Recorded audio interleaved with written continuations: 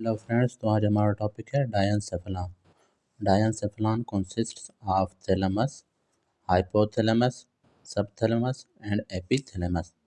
तो डायनसेफलान में ये चीज़ें कंसिस्ट होते हैं। डायनसेफलान आपको पता है ये हमारे पास होता कहाँ पे है। फोर ब्रेन का एक वेंट्रिकल है।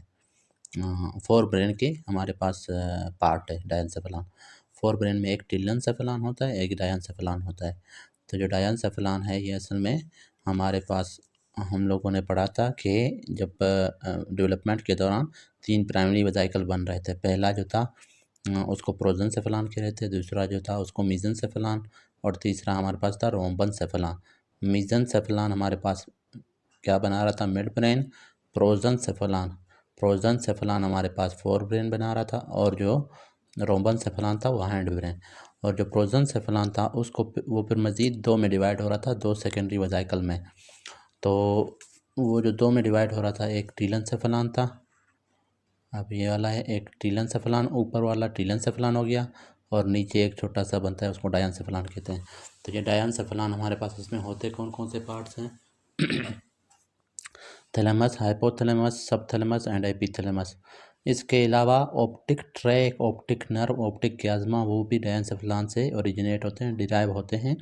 वो असल में पेरिफेरल नर्व्स नहीं है, वो एक मिसनोमर है। वो असल में क्या हैं, सेंट्रल ट्रैक्स हैं, वो डायनसेफलान के डेरिवेटिव्स हैं। इस वजह से वो सीएनएस का पार्ट है। इस वजह से उन ऑप्टिक नर्व के अराउंड कौन सा हमारे पास वो होता है, माइलिन शीथ किस सेल्स का होता है, ओलिगोडेंड्रोसाइट्स का होता है। जैसे बाकी सीएनएस के नर्व्स का होता है, सेम उसी तरह ऑप्टिक नर्व का भी ओलिगोडेंड्रोसाइट्स से बना हुआ होता है। बाकी जो पेरिफेरल नर्व्स होते हैं उनके अराउंड तो आपको पता है शेवान सेल्स होते हैं। फिर हमारे पास हाइपोथैलेमस न्यूक्लियाई, हाइपोथैलेमस के अपने न्यूक्लियाई होते हैं, उसको पहले पढ़ते हैं, फिर थैलेमस के न्यूक्लियाई पढ़ते हैं। अच्छा, पहले मैं आपको यहाँ पर डायग्राम से थोड़ा समझा देता हूँ कि ये होता किस तरह है। ये हमारे पास है मिड ब्रेन। ये मिड ब्रेन के ऊपर यहाँ पर प्रेजेंट होता है इस तरह का स्ट्रक्चर, इसको हम नाम दे रहे होते हैं क्या, थैलेमस। अच्छा, ये मिड ब्रेन से बिल्कुल टच नहीं होता, ये थैलेमस के असल में नीचे यहाँ पर एक छोटा सा और स्ट्रक्चर होता है, उसको हम लोग नाम दे देते हैं सब थैलेमस। मतलब सब मतलब बिलो, बिलो थैलेमस। उसके बाद हमारे पास क्या होता है, ये जो मिड ब्रेन एक थैलेमस हमारे पास, इसको अभी मैंने साइड से बनाया है, अभी मैं मिड ब्रेन को यहाँ पर फ्रंट से बना रहा हूँ। फॉर एग्ज़ाम्पल फ्रंट से मैंने बनाया है, तो एक जो थैलेमस होगा वो इस साइड पे होगा और दूसरा थैलेमस इस साइड पे होगा। दरमियान में क्या होता है, थर्ड वेंट्रिकल होता है दरमियान में। अब जो थर्ड वेंट्रिकल को आप देख लें, थर्ड वेंट्रिकल थैलेमस से आगे गुजर गया है, थैलेमस से आगे भी होता है। अब थैलेमस से जब आगे होता है थर्ड वेंट्रिकल, तो वहाँ पर थर्ड वेंट्रिकल के सराउंड क्या होता है, हाइपोथैलेमस होता है, राइट पे भी लेफ्ट पे भी, और उसके आगे भी हमारे पास क्या होता है, हाइपोथैलेमस होता है। तो हाइपोथैलेमस हो गया थर्ड वेंट्रिकल के राइट एंड लेफ्ट पे और सामने, और थर्ड वेंट्रिकल का जो पोस्टीरियर पार्ट है उसके अराउंड हमारे पास थैलेमस हो गए। थैलेमस के नीचे हमारे पास सब थैलेमस होते हैं। और ये जो थर्ड वेंट्रिकल होता है इसको अभी मैं साइड से बना के देता हूँ। ये फॉर एग्जांपल थर्ड वेंट्रिकल है। इस थर्ड वेंट्रिकल के हमारे पास इस तरह पीछे एक स्ट्रक्चर होता है, इसको नाम देते हैं pineal gland, pineal gland, pineal gland या पीनियल बॉडी। और ये जो थैलेमस होते हैं, थैलेमस के सुपीरो और लेटरल पार्ट में छोटे से स्ट्रक्चर होते हैं, उसको हम नाम देते हैं हैबीन्यूलर न्यूक्लियाई। क्या, हैबीन्यूलर न्यूक्लियाई। अब ये हैबीन्यूलर न्यूक्लियाई और साथ में ये जो पीनियल ग्लैंड है, मतलब ये थर्ड वेंट्रिकल है ना, इसके इसके बिहाइंड ये होता है ना, इसके बिहाइंड पीनियल ग्लैंड हो गए और हैबीन्यूलर न्यूक्लियाई हो गए। इनको इकट्ठे हम लोग क्या नाम देते हैं, एपिथैलेमस। तो ये सारे स्ट्रक्चर क्या हैं, डायनसेफलान के पार्ट हैं। अब हाइपोथैलेमस के पहले हम न्यूक्लियर डायग्राम से पढ़ते हैं, फिर डबल ए के नोट से पढ़ेंगे। अब यहाँ पर मैंने हाइपोथैलेमस बनाया हुआ है, ये देखें, ये मैंने बनाया हुआ है। यहाँ पे दरमियान में क्या है, ये थर्ड वेंट्रिकल है। थर्ड वेंट्रिकल के लेफ्ट पे भी हमारे पास हाइपोथैलेमस है और राइट पे भी हाइपोथैलेमस है। फिर मज़ीद जो हाइपोथैलेमस है राइट या राइट और लेफ्ट को, उसको मज़ीद हम लोग दो दो हिस्सों में तकसीम करते हैं, मतलब मीडियल हाइपोथैलेमस और लेटरल हाइपोथैलेमस। तो ये वाला हिस्सा हमारे पास राइट मीडियल हाइपोथैलेमस हो गया और ये वाला राइट लेटरल हाइपोथैलेमस, और ये left medial hypothalamus, left lateral hypothalamus. और ये देखें हाइपोथैलेमस के पीछे फिर थैलेमस है ये इस तरफ भी, और थैलेमस के नीचे ये वाला हिस्सा हमारे पास सब थैलेमस है, और नीचे फिर मिड ब्रेन है, और सामने हाइपोथैलेमस के सामने फिर क्या होता है, ऑप्टिक क्याज़्मा होता है, ऑप्टिक क्याज़्मा होता है।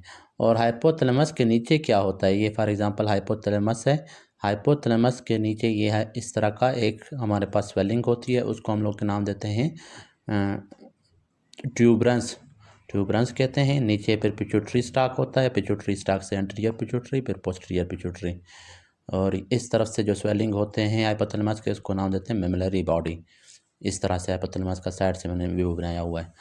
तो अब क्या है, हाइपोथैलेमस को हमने मीडियल और लेटरल में डिवाइड किया हुआ है। ये असल में कोई एनाटॉमिकल पार्टीशन नहीं है, लेकिन यहाँ पर फॉर्निक्स इंटर हो रहा होता है हाइपोथैलेमस में।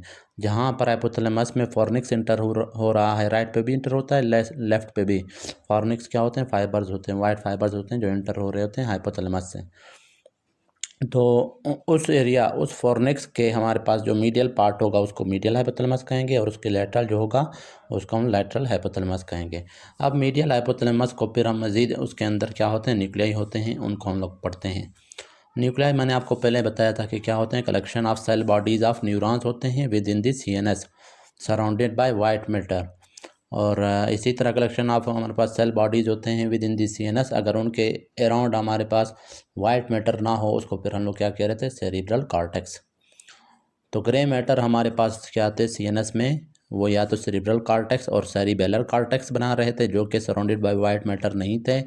और deep within the CNS जो थे हमारे पास ग्रे मैटर जो थे, collection of cell bodies of neurons, और उनके सराउंडेड हमारे पास वाइट मैटर जो थे, उनको फिर न्यूक्लियाई कह रहे थे। और अगर हमारे पास ग्रे मैटर होगा या कलेक्शन ऑफ सेल बॉडीज़ होंगे विद इन दी PNS, उसको फिर नाम दे देते हैं गैंग्लियन। तो हाइपोथैलेमस में बहुत सारे ग्रे मैटर हैं, collection of cell bodies of neurons हैं, उनको हम पढ़ते हैं। लेकिन पहले इसको हमने मीडियल हाइपोथैलेमस को हम लोग पढ़ रहे हैं। मीडियल हाइपोथैलेमस को भी मज़ीद हमने रीजन्स में डिवाइड किया हुआ है। पहला रीजन है उसको कहते हैं प्री ऑप्टिक रीजन या प्री ऑप्टिक एरिया। दूसरा जो है उसको कहते हैं सुप्रा ऑप्टिक रीजन।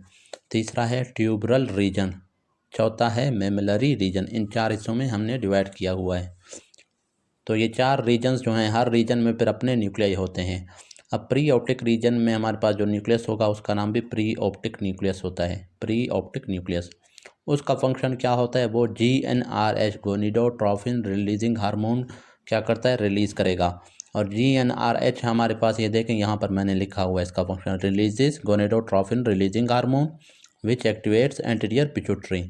और एंटीरियर पिट्यूटरी के अंदर भी कौन सा हमारे पास, जो गोनिडोट्रोफिक सेल्स हैं उनको एक्टिवेट करता है। और गोनिडोट्रोफिक सेल्स हमारे पास आपको पता है resulting in FSH and LH release.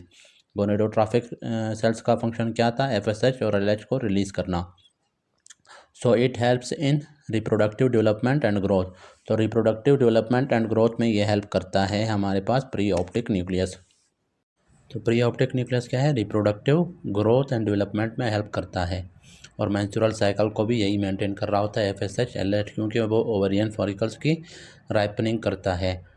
तो it also helps in temperature regulation. तो इसमें अगर लीजन हो जाए तो जाहिर सी बात है GnRH रिलीज़ नहीं होगा, तो फिर एंटीरियर पिट्यूटरी क्या रिलीज़ नहीं करेगा, FSH और LH। और फिर जब FSH LH रिलीज़ नहीं होगा तो मेंस्ट्रुअल साइकिल एबनॉर्मल हो जाएगा, प्यूबर्टी नहीं होगी, secondary sexual development characteristics late appear होंगे।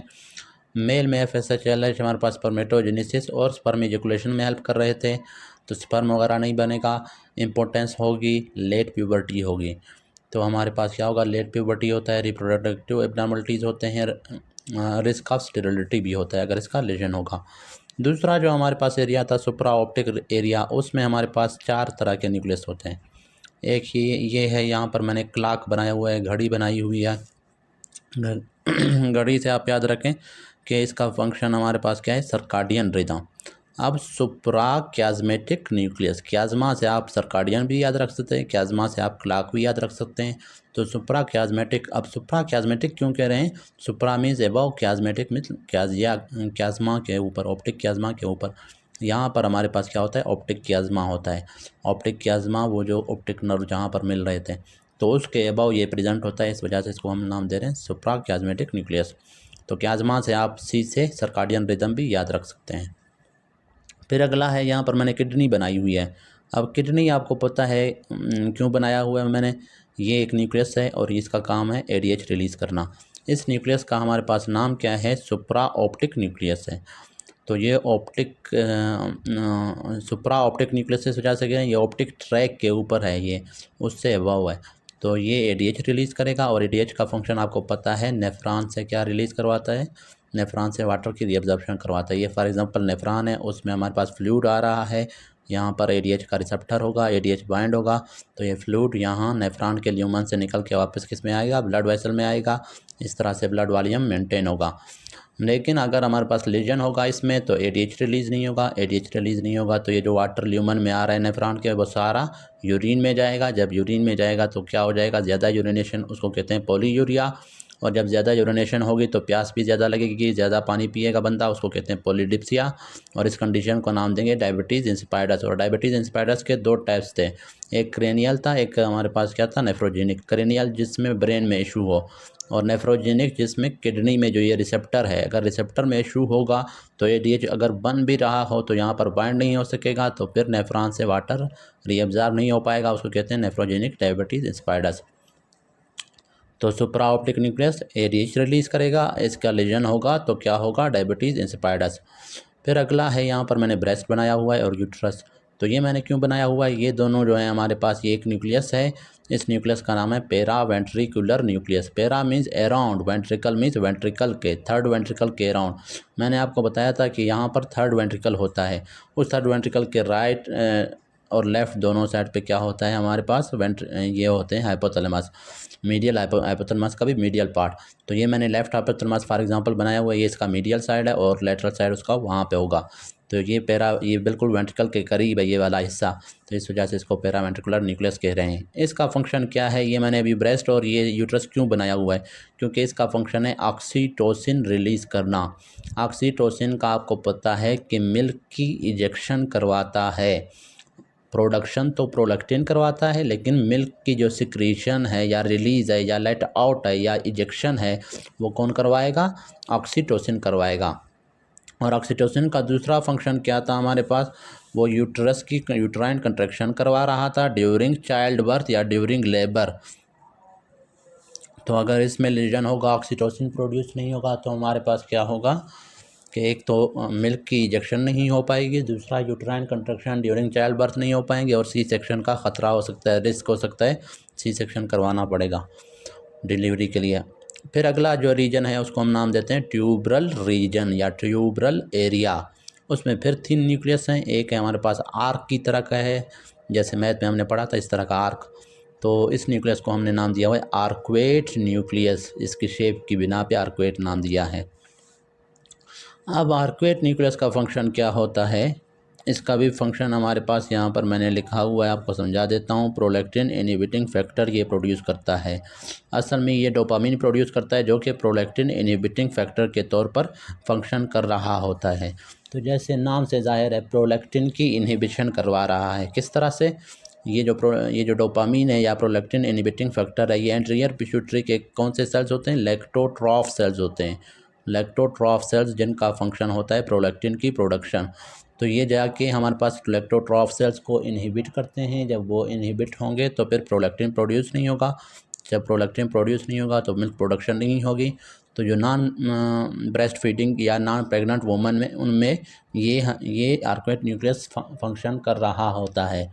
लेकिन जब हमारे पास जो प्रेग्नेंट वुमन है या ब्रेस्ट फीडिंग वुमन है, उनमें हमारे पास क्या होता है? ये वाला आर्क्वेट न्यूक्लियस वाला हमारे पास क्या होता है? ये इनहिबिट हो जाता है। Arcuate nucleus prolactin inhibiting factor produce नहीं करेगा ब्रेस्ट फीडिंग में, और किस में? क्या नाम है? लैक्टेटिंग वुमन में, लैक्टेटिंग या ब्रेस्ट फीडिंग वुमन में और प्रेग्नेंट वुमन में। तो ये हमारे पास, अब अगर इसका एक और फंक्शन है प्रोलैक्टिन इनहिबिटिंग फैक्टर का, ये इनहिबिट करता है किसको? GnRH को भी इनहिबिट करता है। GnRH का काम क्या था? FSH और LH को रिलीज़ करवाना। और FSH और LH आपको पता है क्या करवा रहे थे? अगले ओव्यूलेशन में हेल्प कर रहे थे। तो जब हमारे पास प्रोलैक्टिन इनहिबिटिंग फैक्टर प्रोड्यूस हो रहा है, प्रोलैक्टिन इनहिबिटिंग फैक्टर का ये फंक्शन नहीं है, प्रोलैक्टिन का ये फंक्शन है।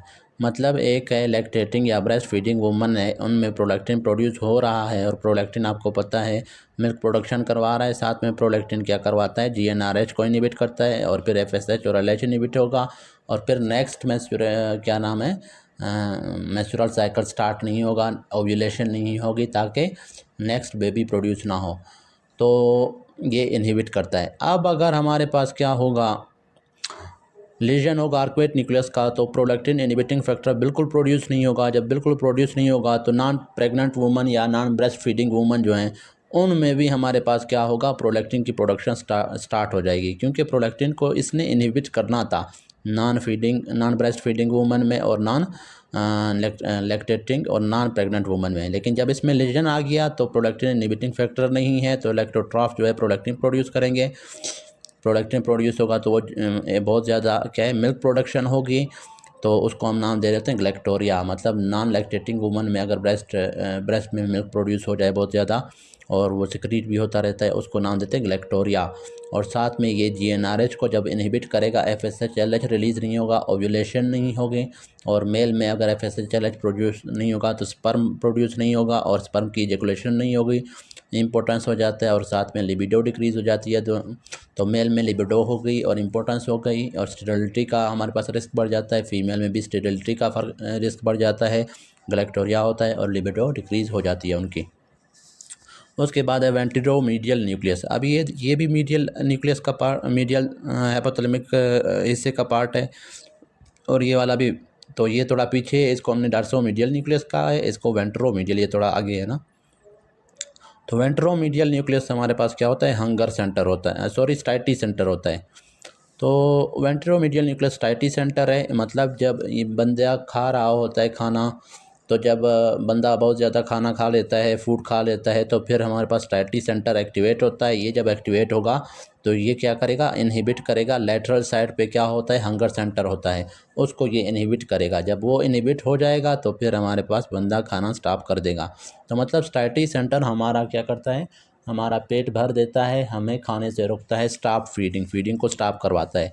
तो अगर इसका लीजन होगा तो क्या होगा, बंदा जो है खाना स्टॉप नहीं करेगा, खाता रहेगा, फिर क्या हो जाएगा, ओबीस हो जाएगा, मैसिव हो जाएगा।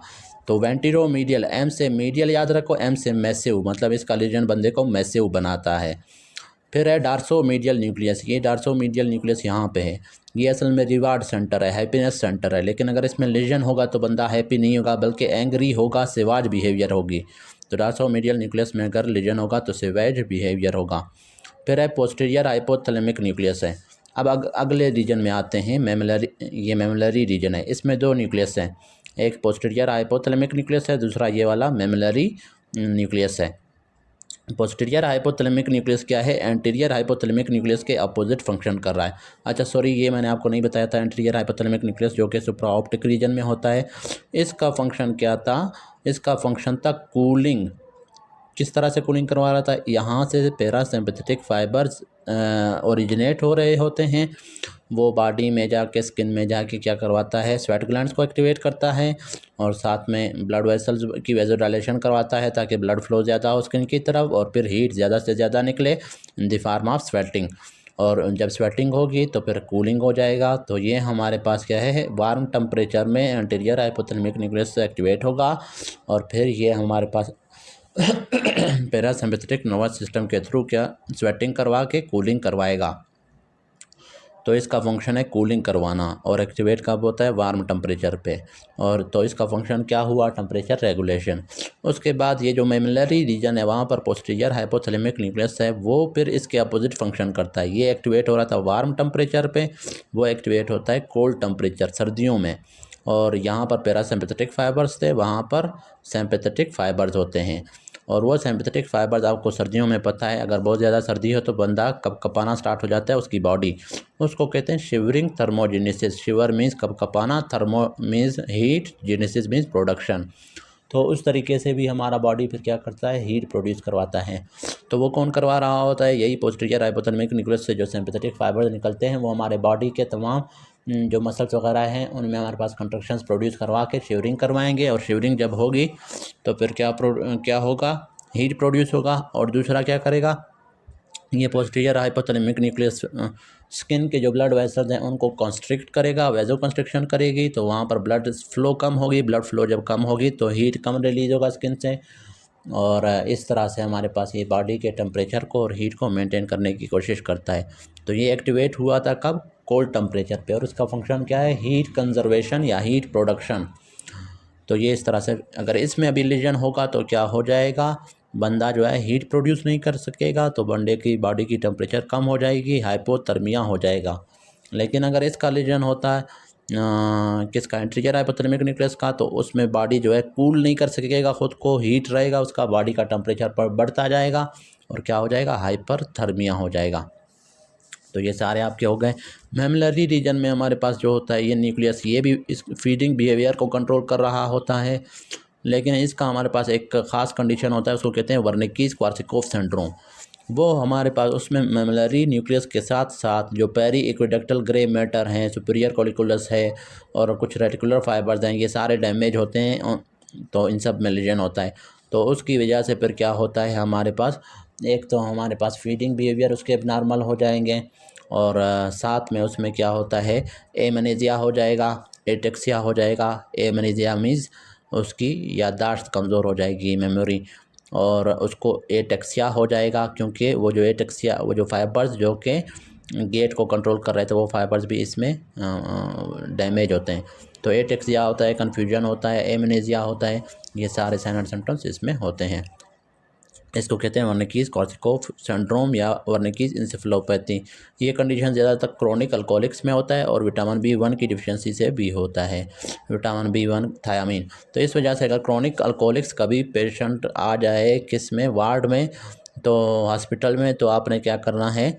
आपने हिस्ट्री पूछनी है। अगर वो क्रोनिक अल्कोहलिक्स है और उसको अगर हाइपोग्लाइसीमिया है तो उसको आपने डायरेक्ट अकेले डेक्सट्रोज बिल्कुल भी नहीं लगाना, आपने डेक्सट्रोज के साथ उसको विटामिन B1 भी लगाना है। क्यों? क्योंकि उसमें पहले से क्रोनिक अल्कोहलिक्स में पहले से विटामिन B1 की डिफिशियंसी है। तो जब डेक्सट्रोज आप उसको लगाएंगे तो डेक्सट्रोज आपको पता है वो क्या करेगा? ग्लूकोज है, और ग्लूकोज क्या करता है? विटामिन B1 को यूटिलाइज़ करता है ड्यूरिंग पायरुवेट की ऑक्सीडेशन। मतलब देखें, ग्लूकोज जब सेल में जाता है उसमें क्या होता है? ग्लाइकोलाइसिस के नतीजे में क्या प्रोड्यूस होता है? पायरुवेट। फिर पायरुवेट की ऑक्सीडेशन होती है, और ऑक्सीडेशन जब होगी तो वो कन्वर्ट होगा एसिटाइल कोए। अब पायरुवेट जब एसिटाइल कोए में कन्वर्ट हो रहा था वहाँ पर विटामिन B1 यूटिलाइज़ हो रहा था। तो अभी आपने उसको डेक्सट्रोज लगा दिया, वो डेक्सट्रोज जो है पायरुवेट में कन्वर्ट हुआ, पायरुवेट एसिटाइल कोए में कन्वर्ट हुआ। जब थोड़ा बहुत विटामिन B1 अगर उस शख्स के बॉडी में प्रेजेंट है वो भी यूटिलाइज़ हो जाएगा, तो उसकी वर्निकीज इंसेफेलोपैथी मज़ीद वर्सन हो जाएगा। तो इस वजह से क्या करना है? आपने उसको डेक्सट्रोज के साथ साथ विटामिन B1 भी लाजमी लगाना है। तो ये हमारे पास हो गए। अब रह गया lateral hypothalamic nucleus. Medial hypothalamus हमने पढ़ लिया। जो लेटरल हाइपोथैलेमिक न्यूक्लियस है उसमें उसका मेन काम, वहाँ पर मेनली क्या होता है? हंगर सेंटर होता है। अब हंगर सेंटर यहाँ पर मैंने लिखा हुआ लेटरल हाइपोथैलेमस हंगर सेंटर होता है। उसका अगर लीजन होगा, उसका काम क्या है? बंदे को भूख लगवाना। जब भूख लगती है तो बंदा खाना खाता है, तो उसका काम क्या होता है? खाना खाना। लेकिन अगर उसका लीजन होगा, उसका अगर लीजन हो गया तो फिर क्या होगा? बंदा हंगरी नहीं होगा, एनोरेक्सिया हो जाएगा, तो बंदा क्या हो जाएगा? लीन हो जाएगा, पतला हो जाएगा। एल से लेटरल हाइपोथैलेमिक न्यूक्लिया याद रखो, एल से लीन, मतलब उसका लीजन लीन करता है, पतला करता है। और यहाँ पर वेंट्रोमीडियल न्यूक्लियस, एम से क्या था? मीडियल था, और एम से याद रखना मैसिव। इसका जब लीजन होगा तो बंदा मैसिव हो जाएगा, बहुत ज़्यादा मोटा हो जाएगा, ज़्यादा खाएगा, क्योंकि स्टैटी सेंटर है ना, तो स्टैटी सेंटर काम नहीं करेगा तो मैसिव। तो ये आपने सारे याद रखने हैं। अब आते हैं हम लोग नोट्स की तरफ से पढ़ते हैं, नोट्स में पढ़ते हैं। तो यहाँ पर आप देख लें डायनसेफलान मैंने आपको बता दिया, इसमें ये वाले हिस्से हैं, सेप्टलमस है, थैलेमस है, हाइपोथैलेमस है। फिर हाइपोथैलेमस के न्यूक्लियर लेटरल न्यूक्लियस मैंने आपको कहा फीडिंग या हंगर सेंटर है, it's lesion result in stop feeding and makes you lean है। और मीडियल जो न्यूक्लियस होती है वो स्टाइटी सेंटर है, वो भी कौन सा? वेंटिरोमीडियल न्यूक्लियस, ठीक है। और उसका डैमेज क्या करेगा? ओवर ईटिंग करेगा और मेक यू मैसिव बनाएगा। सुप्रा क्याजमेटिक न्यूक्लियस मैंने आपको बताया था क्लॉक, सी से क्लॉक, सी से क्याजमेटिक, सी से सर्काडियन रिदम को ये तो ये सर्काडियन रिदम को क्या करता है? रेगुलेट करता है, और ये रिसीव कर रहा होता है रेटिना से इनपुट। अच्छा, फिर हमारे पास है सुप्रा ऑप्टिक न्यूक्लियस एंड पेरा वेंट्रिकुलर न्यूक्लियस। अब जो सुप्रा ऑप्टिक है मैंने आपको बताया था, इसका फंक्शन है ADH प्रोड्यूस करवाना। अच्छा, एक बात याद रखें, ये सुप्रा ऑप्टिक और पेरा वेंट्रिकुलर ये दोनों एडीएच और ऑक्सीटोसिन दोनों प्रोड्यूस कर रहे हैं, लेकिन हमने क्या कहा है, हम उस चीज़ को देख रहे हैं कि ज़्यादातर किस हार्मोन को ये प्रोड्यूस करते हैं। सुप्रा ऑप्टिक न्यूक्लियस ज़्यादातर एडीएच को प्रोड्यूस करता है 90%, और जो पेरा वेंट्रिकुलर होता है वो 90% क्या प्रोड्यूस करता है, ऑक्सीटोसिन। और जो 10% है वो 10% ये 10% ऑक्सीटोसिन प्रोड्यूस करेगा, वो 10% एडीएच। तो हम 10% को नहीं देखते, 90% मेजॉरिटी को देखते हैं, तो उसी की बेस पे मैं आपको बता रहा हूँ। तो supra optic nucleus ADH produce करवा रहा है, एडीएच। तो इसका अगर लीजन होगा तो क्या होगा, वाटर की रीअब्जॉर्प्शन नहीं होगी, पॉलीयूरिया हो जाएगा और पॉलीडिप्सिया हो जाएगा। तो इसको हम नाम दे रहे थे क्या, डायबिटीज़ इंस्पायर्डस। और कौन सा, क्रेनियल डायबिटीज़ इंस्पायर्डस या सेंट्रल डायबिटीज़ इंस्पायर्डस। और पेरावेंट्रिकुलर न्यूक्लियस में अगर प्रॉब्लम होगी तो ऑक्सीटोसिन प्रोड्यूस नहीं होगा, तो प्रोलॉन्ग लेबर हो जाएगा, यूट्राइन कंट्रक्शन नहीं होंगे और मिल्क की इजेक्शन नहीं होगी। तो ये प्रॉब्लम हो गए। अच्छा, उसके बाद ये सारे यही है डायबिटीज़ इंस्पायर्डस इसके लीजन की वजह से। फिर उसके बाद हमने लिखा हुआ है मेमलरी बॉडी। अब मेमलरी बॉडी हमारे पास, मैंने आपको पहले भी बताया था कि ये इसके पास इनपुट आ रहे होते हैं लिम्बिक सिस्टम से, हाइपोकैम्पस से। तो ये डैमेज किस में होता है, वर्निकीज इंसेफेलोपैथी में। अच्छा, फिर हमारे पास है आर्कुएट न्यूक्लियस। आर्कुएट न्यूक्लियस मैंने आपको बताया, तो उसमें न्यूरॉन्स होते हैं जो कि डोपामीन प्रोड्यूस करते हैं, और dopamine as a prolactin inhibiting factor के तौर पर फंक्शन कर रहा होता है। और प्रोलैक्टिन इनहिबिटिंग फैक्टर आपको पता है क्या है, प्रोलैक्टिन की प्रोडक्शन को स्टॉप करवाएंगे कहाँ से, एंटीरियर पिट्यूटरी से। जब प्रोलैक्टिन प्रोड्यूस नहीं होगा तो फिर मिल्क प्रोड्यूस नहीं होगा। लेकिन अगर इसका लीजन होगा तो प्रोलैक्टिन इनहिबिटिंग फैक्टर प्रोड्यूस नहीं होगा। जब वो प्रोड्यूस नहीं होगा तो फिर प्रोलैक्टिन ज़्यादा प्रोड्यूस होगा। जब प्रोलैक्टिन ज़्यादा प्रोड्यूस होता है तो वो जीएनआरएच को इनहिबिट करता है, जीएनआरएच इनहिबिट होता है। अच्छा, पहले प्रोलैक्टिन ज़्यादा प्रोड्यूस हो गया, मतलब नॉन ब्रेस्ट फीडिंग और नॉन प्रेग्नेंट वूमन में भी फिर होगा प्रोलैक्टिन प्रोड्यूस। नॉर्मली तो नहीं होता, लेकिन अब प्रोलैक्टिन इनहिबिटिंग फैक्टर प्रोड्यूस नहीं हो रहा ना, लीजन है। तो प्रोलैक्टिन जब ज़्यादा प्रोड्यूस होगा तो नॉन लैक्टेटिंग वूमन में भी मिल्क की इजेक्शन होगी, मिल्क प्रोडक्शन होगी, उसको नाम देते हैं गैलेक्टोरिया। और उसके अलावा क्या होगा, जीएनआरएच को इनहिबिट करता है। जीएनआरएच इनहिबिट होगा तो एफएसएच एलएच प्रोड्यूस नहीं होगा। वो जब प्रोड्यूस नहीं होगा तो ओव्यूलेशन और मेंस्ट्रुअल साइकिल सारा डिस्टर्ब होगा, और स्टेरिलिटी के चांसेस इंक्रीज़ हो जाते हैं, और साथ में लिबिडो डिक्रीज़ होती है। और मेल में क्या होता है, इम्पोर्टेंस होगा और लिबिडो डिक्रीज़ होगा, और ये रिस्क ऑफ स्टेरिलिटी मेल में भी हो जाता है आर्कुएट न्यूक्लियस के केस में, लीजन में। उसके बाद डार्सोमीडियल, हमारे पास जो न्यूक्लियस है डार्सोमीडियल है, एक वेंट्रोमीडियल है। वेंट्रोमीडियल मैंने आपको कहा था, वेंट्रोमीडियल जो है हंगर सेंटर है, और डार्सोमीडियल हमारे पास स्टिमुलेशन, तो उसकी सिवाज बिहेवियर काज करता है डार्सोमीडियल। फिर पोस्टीरियर हाइपोथैलेमिक न्यूक्लियस है, उसका काम क्या था, सिंपैथेटिक नर्वस सिस्टम का हिस्सा था, तो एक्टिवेट हो रहा था वाया कोल्ड टेम्परेचर, और एक्टिवेट कर रहा था सिंपैथेटिक नर्वस सिस्टम को, एंड विल इंक्रीज हीटिंग को इंक्रीज़ कर रहा था। और इसका अगर लीजन होगा तो हीटिंग नहीं होगी, तो बंदे को सर्दी लगेगी, बॉडी का टेम्परेचर कम हो जाएगा, हाइपोथर्मिया हो जाएगा, या यहाँ पर मैंने लिखा हुआ है पोइकिलोथर्मिया। मतलब जिस तरह का हमारे पास मौसम होगा, अगर -1 डिग्री होगा तो बॉडी का टेम्परेचर बहुत कम, अगर -5 होगा तो उससे भी कम हो जाएगा। तो मतलब पोइकिलोथर्मिया का ये मतलब होता है इन्वायरमेंट के लिहाज से बॉडी का टेम्परेचर चेंज होना। तो जब पोस्टीरियर हाइपोथैलेमिक न्यूक्लियाई डैमेज होगा तो पोइकिलोथर्मिया हो जाएगा, बॉडी के लिहाज से, इन्वायरमेंट के लिहाज से बॉडी का टेम्परेचर कम होता जाएगा, या हाइपोथर्मिया, सिंपली आप इसको हाइपोथर्मिया भी कह सकते हैं। फिर एंटीरियर हाइपोथैलेमस, जो जिससे पैरासिम्पैथेटिक फाइबर्स निकल रहे थे, और एक्टिवेट कब हो रहा था, वार्म टेम्परेचर में, हॉट टेम्परेचर में, और एक्टिवेट कर रहा था पैरासिम्पैथेटिक फाइबर्स को, और कूलिंग करवा रहा था बाय स्वेटिंग के थ्रू। इसका अगर लीजन होगा तो कूलिंग नहीं होगी, बॉडी का टेम्परेचर इंक्रीज़ होगा, क्या हो जाएगा, हाइपरथर्मिया हो जाएगी। तो विल इंक्रीज कूलिंग है, ठीक है, रिजल्ट इन हाइपरथर्मिया। तो लीजन इसका क्या करेगा, हाइपरथर्मिया। ओवरऑल टेम्परेचर रेगुलेशन क्या करेगा, pre optic nucleus more than anterior hypothalamus. जो प्री ऑप्टिक न्यूक्लियस है, जिसका एक फंक्शन मैंने आपको बताया था जीएनआरएच को रिलीज़ करना, दूसरा फंक्शन मैंने बताया था टेम्परेचर रेगुलेशन। तो एंटीरियर हाइपोथैलेमस से भी ज़्यादा टेम्परेचर को कौन वो करता है, रेगुलेट करता है, प्री ऑप्टिक न्यूक्लियस। एपिथैलेमस मैंने आपको बताया था कि थर्ड वेंट्रिकल के पीछे जो पिनियल बॉडी है वो हो गया, और साथ में सुपीरोलैटरल पार्ट ऑफ थैलेमस में जो है बिन्यूलर न्यूक्लियाई थे, इन दोनों को मिला के हम एपिथैलेमस कहते हैं। पीनियल बॉडी सिक्रीट करता है मेलाटोनिन, आपको पता है, विच हमारे पास मेंटेन करता है सर्काडियन रिदम्स को। अब सर्काडियन रिदम को मेंटेन करता है, लेकिन अगर इसमें प्रॉब्लम होगी तो क्या होगा, प्रीकॉक्शियस प्यूबर्टी होगी। इन यंग मेल्स पीनियल लीजन में काज प्रीकॉक्शियस प्यूबर्टी। सर्काडियन रिदम तो डिस्टर्ब होगा, साथ में क्या होगा, प्रीकॉक्शियस प्यूबर्टी होगी। प्रीकॉक्शियस प्यूबर्टी का ये मतलब नॉर्मली अगर मेल और फीमेल 12 या 13 साल में अगर प्यूबर्टी को पहुंच रहे हैं, तो अगर एक बंदा है उसमें लीजन होगा पीनियल ग्लैंड में, तो हो सकता है वो 7, 8 या 9 की एज में क्या हो जाए, उसमें प्यूबर्टी हो जाए। उसको हम नाम देते हैं प्रीकॉक्शियस प्यूबर्टी, मतलब नाम वक्त से पहले प्यूबर्टी आ जाना। अच्छा, फिर हमारे पास है पीनियल ट्यूमर है। अब पीनियल ट्यूमर हमारे पास क्या है, अगर पीनियल ग्लैंड थर्ड वेंट्रिकल के इनहिबिट करेगा।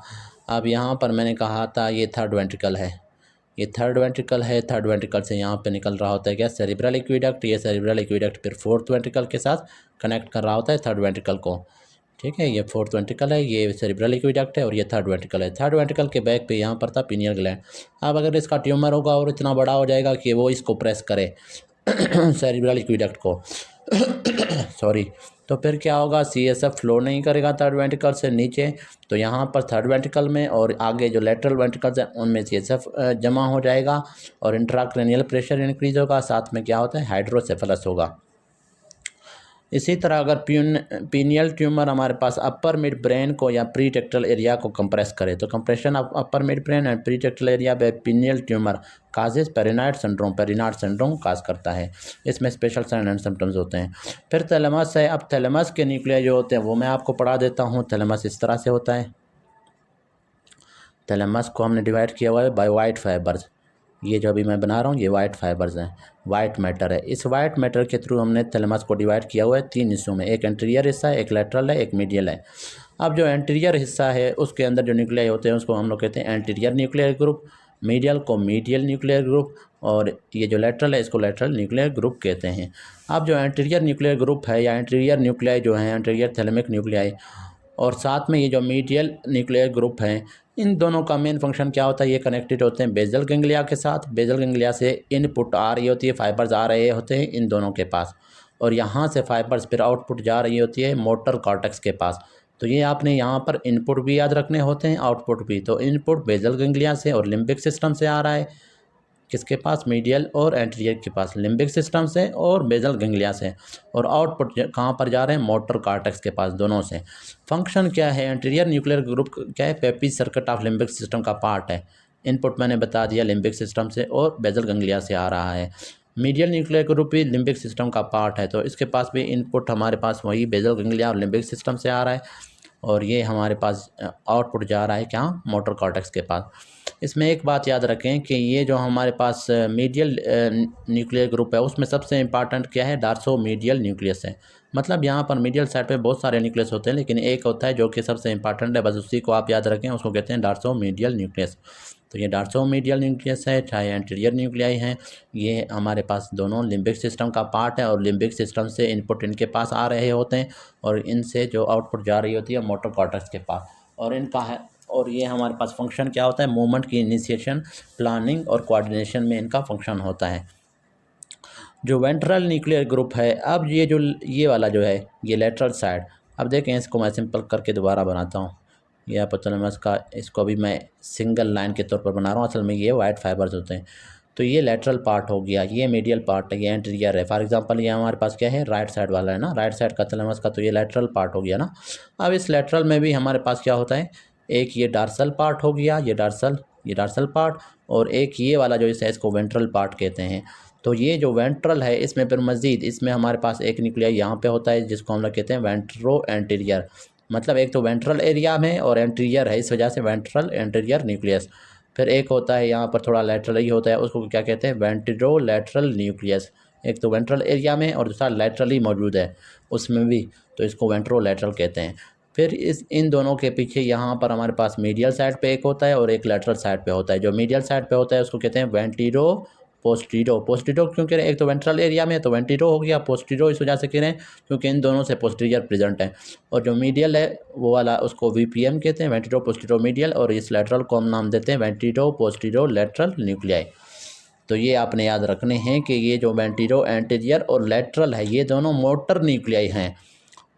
और जो वेंट्रो पोस्टीरोमीडियल और वेंट्रो पोस्टीरोलैटरल है, ये सेंसरी न्यूक्लियाई हैं।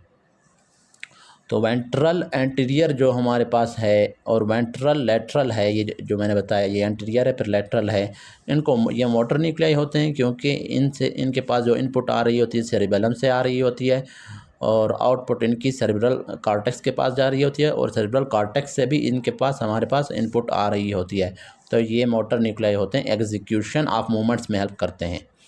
सेंसरी न्यूक्लियाई हमारे पास वेंट्रो पोस्टीरो लैटरल और वेंट्रो पोस्टीरो मीडियल है। अब वेंट्रो पोस्टीरो मीडियल जो है, मैंने कहा इसका काम ये होता है कि जो ट्राइजेमिनल ट्रैक था स्पाइनल कॉर्ड में, पिछले टॉपिक्स में मैंने आपको पढ़ाया था, जिसका काम क्या था, फेस की तमाम सेंसेशन को कैरी करना। फेस से क्या है, पेन, टच, टेम्परेचर, प्रेशर, इन सब को कैरी कर रहा था ट्राइजेमिनोथैलेमिक ट्रैक।